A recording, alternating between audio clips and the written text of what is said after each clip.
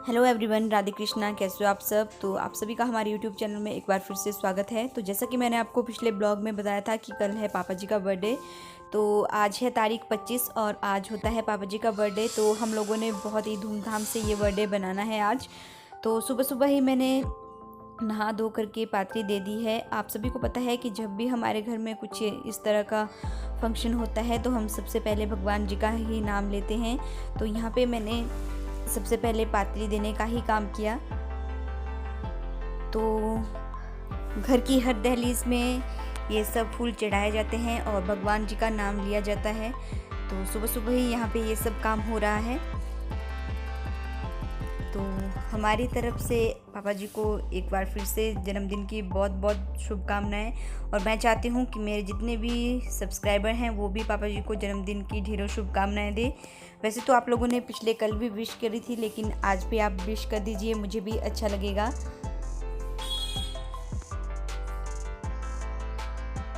तो आज का ब्लॉग जो है बहुत ही खास होने वाला है, क्योंकि पिछले कल मैंने आपके साथ रेसिपीज़ भी शेयर करी थी, लेकिन वो कुछ आधी थी। तो आज हमने वो कंप्लीट कर दी है। और सुबह सुबह देख लीजिए, बहुत ही प्यारा नज़ारा है। तो ये हमारे गांव वाले घर के पास ही लगे हुए हैं फूल। तो जो भी हमारा गांव है वहाँ पे, और सड़क के साथ ही नालियों का काम भी चला हुआ है। तो हमारे घर के बाहर कुछ इतना काम हुआ है। तो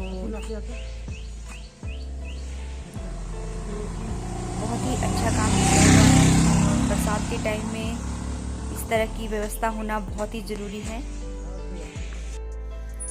तो पापा जी और पतिदेव गए हुए थे कल मार्केट, क्योंकि हमें लाना था कुछ ज़रूरी सामान भी, और पापा जी के जन्मदिन की कुछ सामान वगैरह भी लाना था। तो केक वगैरह वो भी हम लोगों ने सरका घाट से ही लाया। तो हमारे यहाँ भी लॉकडाउन नहीं चला हुआ है, तो ज़्यादा दुकानें खुली नहीं हैं।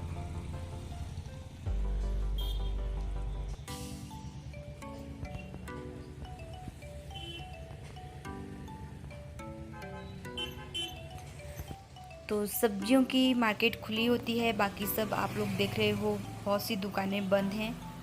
तो हमारे यहाँ हिमाचल में 31 मई तक लॉकडाउन हो गया है, क्योंकि ज़रूरी भी है। जैसा सरकार के आदेश है उनको फॉलो करना ही पड़ेगा, क्योंकि आप सभी को पता है कि महामारी कुछ इस तरह की फैली हुई है। तो जितना हो सके उतना बचाव करना बहुत ज़रूरी है।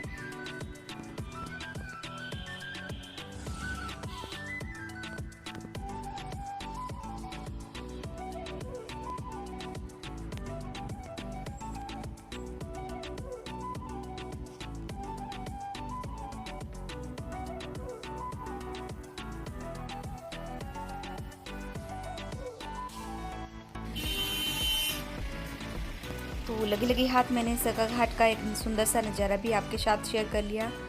तो अब बारी आती है केक लेने की। तो चलिए मैं भी आपको दिखाती हूँ कि हम लोगों ने पापा जी के लिए किस तरह का केक लिया। पहले हम लोगों ने सोचा कि शायद ये सब दुकानें बंद होंगी, तो हम लोगों को फिर कुछ और ही बनाना पड़ेगा, लेकिन शुक्र है भगवान का कि केक भी मिल गया। तो ये देखिए, केक वगैरह पैक करवा लिया है और बहुत ही सुंदर है। तो आज तो होने वाली है बहुत बड़ी पार्टी। तो आप लोग हमारे साथ बने रहिए, और कल वाला ब्लॉग होगा और भी ज़्यादा खास, क्योंकि जो भी हम तैयारियां शायरियाँ करेंगे वो हम आपके साथ ज़रूर शेयर करेंगे। तो ये वाला केक हमने पापा जी के लिए लिया है।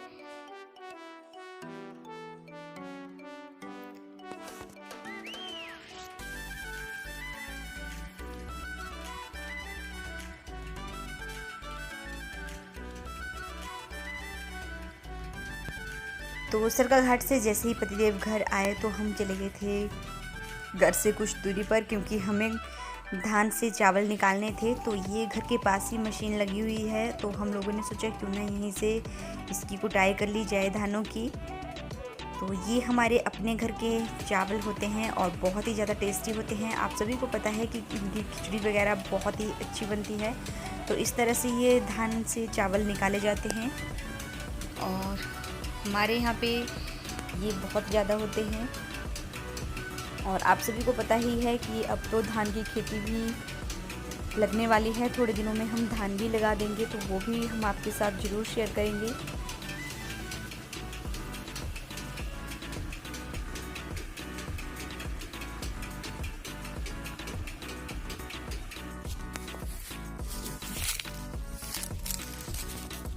और थोड़ा बहुत नज़ारा ये हमारे अपने खेतों का है, तो ये भी मैं आपके साथ शेयर कर लेती हूँ। तो ये वाला क्लिप मैंने आपके साथ पिछले कल भी शेयर किया था, अगर आपने नहीं देखा है तो आज फिर से देख लीजिए। तो मैं आज पूरी रेसिपी डालने वाली हूँ। तो यहाँ पे हमने कद्दू को अच्छी तरह से इसका छिलका बाहर निकाल दिया है। तो कद्दूकस की सहायता से ही हमने ये सब किया हुआ है। और मैंने आपको बताया था कि इनके पकौड़े भी बहुत अच्छे बनते हैं। तो अगर आपके पास बेसन वगैरह मसाले हैं तो आप उनके बढ़िया स्नैक्स बना सकते हैं या पकौड़े।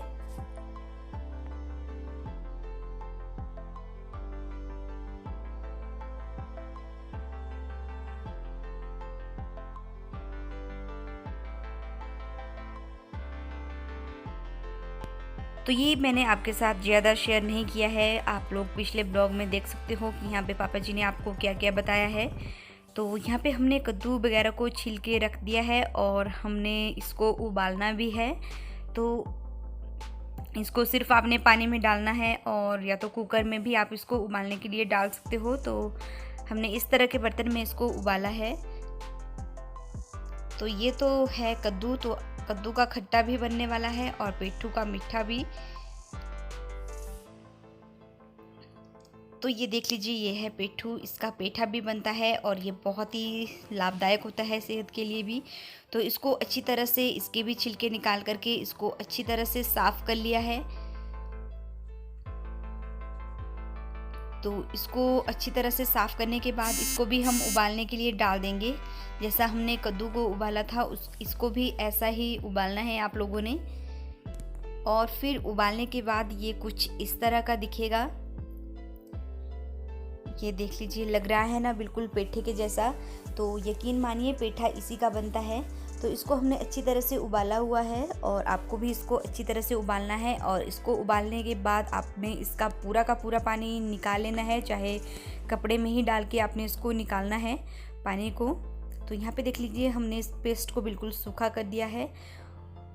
और साथ में ये रहा हमारा कद्दू, तो वो भी हमने उबाल के रखा हुआ था और इसका इस तरह का पेस्ट बनाया हुआ है। तो कद्दू के खट्टे में हम डालने वाले हैं राई। तो राई में हम लोगों ने थोड़ा सा दही और लस्सी डाला हुआ है। तो इसका पेस्ट आपको अच्छी तरह से बनाना है, तभी कद्दू का खट्टा अच्छा बनेगा। और ये है आमचूर। तो कद्दू के खट्टे में सिर्फ आपको आमचूर डालना है और ये भी बहुत अधिक नहीं डालना है, जितनी ज़रूरत हो उतनी ही। और साथ में डालनी है आपको शक्कर।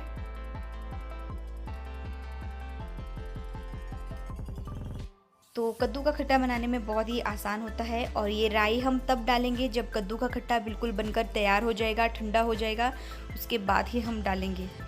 और ये हमारा पेठू है। तो मीठा बनाने के लिए हम लोगों को सूखे मेवे भी चाहिए। तो बादाम और काजू मैंने ले लिए हैं और थोड़ा सा नारियल, इसको हम ग्राइंड करेंगे।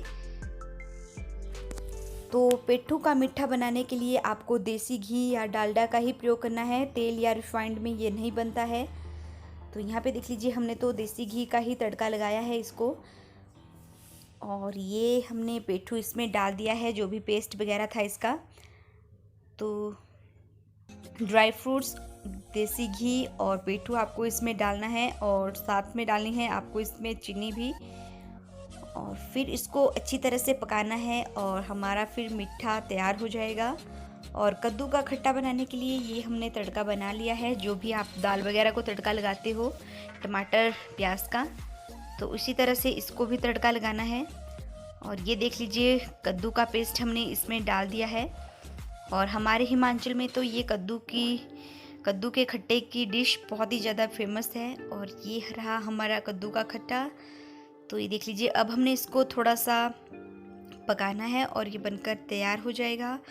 और साथ में साथ हमारे बन रहा है पेठू का मीठा भी, तो इसका ध्यान भी रखना पड़ेगा। तो इसमें हमने चीनी डाल दी है और ये कुछ इस तरह का दिखेगा। तो ये देख लीजिए, कद्दू का खट्टा तो बनकर तैयार हो गया है। तो इसमें हमने हरा धनिया भी डाल दिया है। और अब बारी है इसमें राई डालने की, जो भी हमने पेस्ट बनाया हुआ था, राई, कड़वा तेल, दही और लस्सी का। तो अब इसको अच्छी तरह से मिला लेना है ताकि राई जो है अच्छी तरह से कद्दू के खट्टे में मिल जाए, तभी ये खट्टा बहुत ज़्यादा टेस्टी बनता है। आप ज़रूर ट्राई कीजिएगा। सिर्फ इसको उबालना है और जो भी मैंने मसाले आपको बताए और सिर्फ सिंपल तड़का लगाना है, और फिर राई आपने बाद में डालनी है जब भी ये अच्छी तरह से पक जाएगा। तो कद्दू का खट्टा तो हमारा बन गया, लेकिन एक झलक दिखा देती हूँ आपको मीठे की भी। तो ये पेठू का मीठा बहुत ही अच्छा लाभदायक होता है और ठंडा होता है। वैसे तो कद्दू का हलवा भी बनाया जाता है, लेकिन हमारे यहाँ पे सर्दी के टाइम ही वो खाया जाता है क्योंकि कद्दू तकसीर में बहुत ज़्यादा गर्म होता है। तो आप लोगों को हमारी ये डिशेस कैसी लगी आप लोग हमें बताना ज़रूर। तो पापा जी के जन्मदिन पे ये सब बन रहा है और बाकी और चीज़ें भी बनेगी, वो भी मैं आपके साथ ज़रूर शेयर करूँगी कि क्या क्या बन रहा है। बहुत ही आसान होता है ये बनाने में। आप सभी को पता है कि उबालने हैं और फिर मीठा बनाने के लिए तो आपको देसी घी का ही प्रयोग करना है और थोड़ी सी ड्राई फ्रूट्स लेने हैं और फिर पिट्ठू डाल देना है।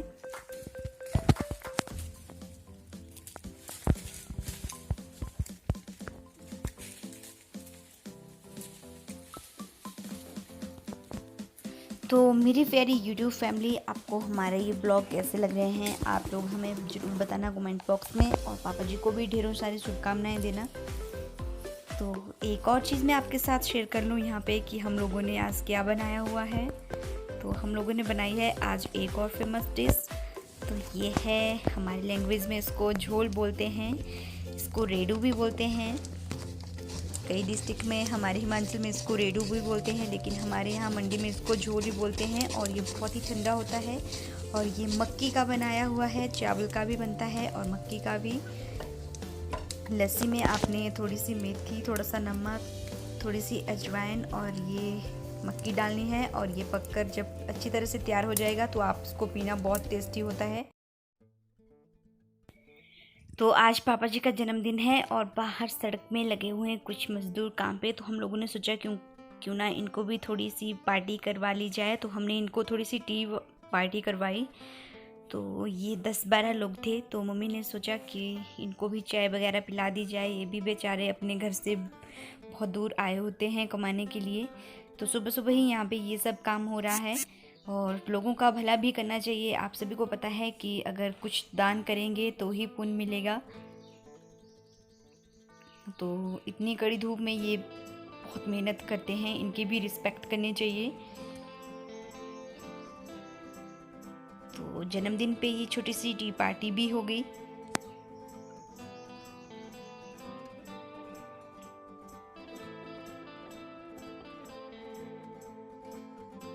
तो बाकी के क्लिप्स मैं आपके साथ कल शेयर करूंगी और आपको हमारी ये ब्लॉग ज़रूर देखने हैं।